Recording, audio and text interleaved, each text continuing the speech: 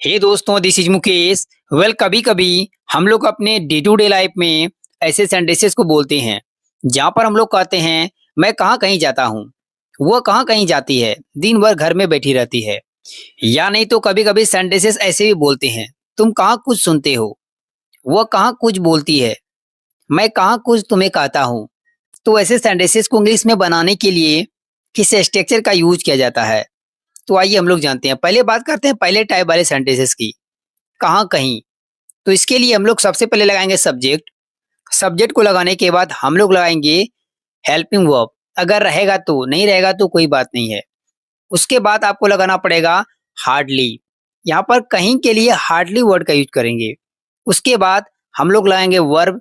जिस टेंस का होगा उसी टेंस का वर्ब लगाएंगे, क्योंकि यहाँ पर मैंने प्रेजेंट इंडेफिनिट टेंस का सेंटेंस लिया है। तो यहाँ पर वर्ब में V1 या V5 आएगा। अगर subject he she it singular noun हो तो V5 लगाएंगे। यदि subject I we you they plural हो तो V1 लगाएंगे।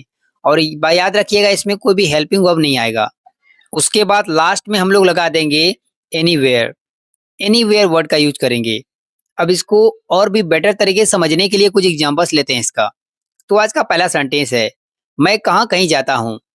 इस सेंटेंस का मीनिंग हुआ मैं कहीं नहीं जाता हूँ, केवल घर में ही रहता हूँ। मीन्स मैं कहाँ कहीं जाता हूँ, कहीं नहीं जाता हूँ। तो इस सेंटेंस के लिए आप कहिएगा I hardly go anywhere. I hardly go anywhere means मैं बहुत ही मुश्किल से कहीं जाता हूँ, मतलब नहीं के बराबर कहीं जाता हूँ। यदि सेंटेंस आपको ऐसे बोलना हो, मैं कहाँ कहीं जा रहा हूँ, इस सेंटेंस के लिए बोलेंगे I M hardly going anywhere. I am hardly going anywhere. Next sentence, वो कहाँ कहीं जाती है। तो इस सेंटेंस के लिए आप कहिएगा सी हार्डली गोज एनीवेयर। सी हार्डली गोज एनीवेयर। सी के साथ वर्ब का फिफ्थ फॉर्म लगेगा, मीन्स वर्ब नंबर 5 लगेगा। गोज, गो नहीं। नेक्स्ट सेंटेंस, हम लोग कहाँ कहीं जा रहे हैं। तो इस सेंटेंस के लिए कहेंगे we are hardly going anywhere. We are hardly going anywhere. अब देखते हैं दूसरे टाइप के सेंटेंसेस की।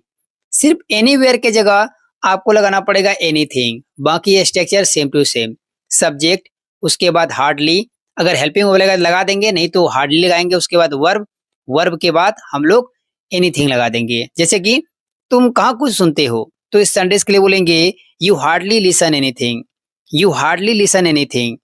नेक्स्ट सेंटेंस, वह कहाँ कुछ बोलती है। तो इस सेंटेंस के लिए कहिएगा आप she hardly speaks anything. She hardly speaks anything. Next sentence, हम लोग कहाँ कुछ कह रहे हैं। तो इस सेंटेंस के लिए बोलेंगे we are hardly saying anything. We are hardly saying anything. वह उतना मासूम नहीं है जितना दिखता है। तुम उतना भोले नहीं हो जितना दिखते हो। मैं उतना मूर्ख नहीं हूँ जितना दिखता हूँ। वह उतना डरपोक नहीं है जितना दिखता है।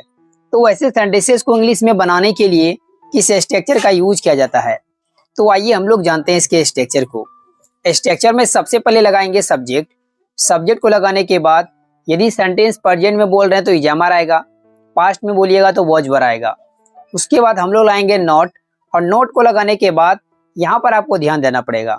यहाँ पर लगाना पड़ेगा एज एडजेक्टिव। एज मीन्स यहाँ पर एडजेक्टिव को ही भरना है, जैसे कि मासूम, भोले, मूर्ख, डरपोक, तेज, ये सभी वर्ड आएगा इसका इंग्लिश एज और एज के बीच में। उसके बाद हम लोग फिर से सब्जेक्ट लगाएंगे, वही सब्जेक्ट फिर से आएगा, और आखिरी में लगाएंगे लुक या लुक्स। यदि आपका subject he she it singular noun हो तो लुक्स लगाना पड़ेगा, मतलब एस वाला। यदि subject I we you they plural हो, means I we you they plural, उसके साथ लुक वर्ड का यूज करेंगे। अब इसको बेटर तरीके से समझने के लिए कुछ एग्जांपल्स लेते हैं। तो आज का पहला सेंटेंस है, वो उतना मासूम नहीं है जितना दिखता है। तो इस सेंटेंस के लिए बोलेंगे he is not as innocent as he looks. He is not as innocent as he look. Next sentence, तुम उतना भोले नहीं हो जितना दिखते हो। तो इस सेंटेंस के लिए बोलेंगे you are not as naive as you look. You are not as naive as you look. Next sentence, मैं उतना मूर्ख नहीं हूँ जितना दिखता हूँ। इस सेंटेंस के लिए बोलेंगे I am not as fool as I look. I am not as fool as I look. Fool की जगह फुलिश भी कर सकते हैं, पूरा वर्ड लिख सकते हैं। नेक्स्ट सेंटेंस है, वो उतना डरपोक नहीं है जितना दिखता है। इस सेंटेंस के लिए बोलेंगे he is not as timid as he looks. He is not as timid as he looks. यहाँ पर timid वर्ड के जगह कॉवर्ड वर्ड का भी यूज कर सकते हैं। नेक्स्ट सेंटेंस, तुम उतना तेज नहीं हो जितना दिखते हो। मीन्स तुम उतना बुद्धिमान नहीं हो जितना दिखते हो। You are not as intelligent as you look. You are not as intelligent as you look. ये दोस्तों इससे जुड़े मैं आपको एक सेंटेंस दे रहा हूँ, उसको ट्रांसलेट कीजिए, ऐड कीजिए कमेंट बॉक्स में। If you make any mistake then I correct it. मुझे इंग्लिश पढ़ाने की इच्छा है। मुझे पिज्जा खाने की इच्छा है। मुझे वहां जाने की इच्छा नहीं है। उसे आज स्कूल जाने की इच्छा नहीं है। हे दोस्तों, दिस इज मुकेश। वेल, कभी कभी हम लोग अपने डे टू डे लाइफ में ऐसे सेंटेंसेस को बोलते हैं जहाँ पर हम लोग कहते हैं इच्छा है या इच्छा नहीं है। पास्ट में भी सेंटेंस को बोलते हैं, जैसे मुझे वो काम करने की इच्छा नहीं थी या मुझे वो काम करने की इच्छा नहीं हो रही थी या इच्छा थी। हिंदी में चाहे सेंटेंस हम लोग दो तरीके से बोलते हैं, बट इसका इंग्लिश सेम होगा। आइए स्ट्रक्चर को देखते हैं।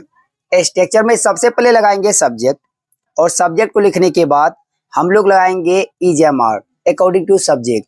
जो भी सब्जेक्ट रहेगा उसके अनुसार हम लोग ईजेएमआर लगाएंगे। उसके बाद लगाएंगे विलिंग टू, और विलिंग टू को लिखने के बाद हम लोग लाएंगे वर्ब का फर्स्ट फॉर्म और लास्ट में अदर वर्ड।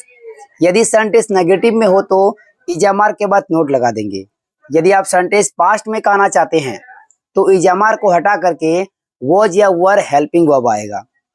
कैसे, आइए हम लोग कुछ सेंटेंसेस लेते हैं ताकि आपको स्ट्रक्चर और भी बेटर तरीके से समझ में आ जाए।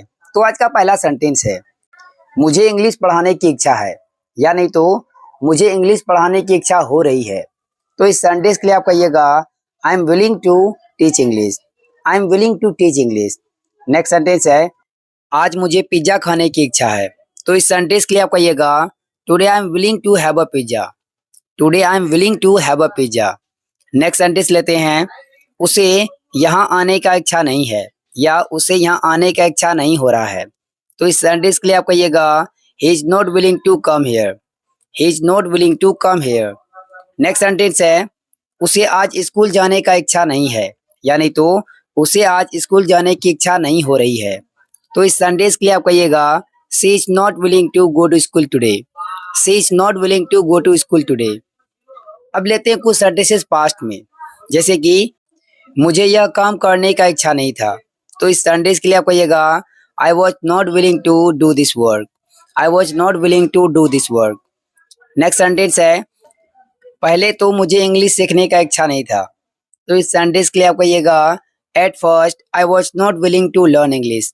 Eight first I was not willing to learn English. Hey दोस्तों, इससे जुड़े मैं आपको एक सेंटेंस दे रहा हूँ, उसको ट्रांसलेट कीजिए, ऐड कीजिए कमेंट बॉक्स में। If you make any mistake then I will correct it. Thank you for watching my video and do not forget to share this video. Bye bye.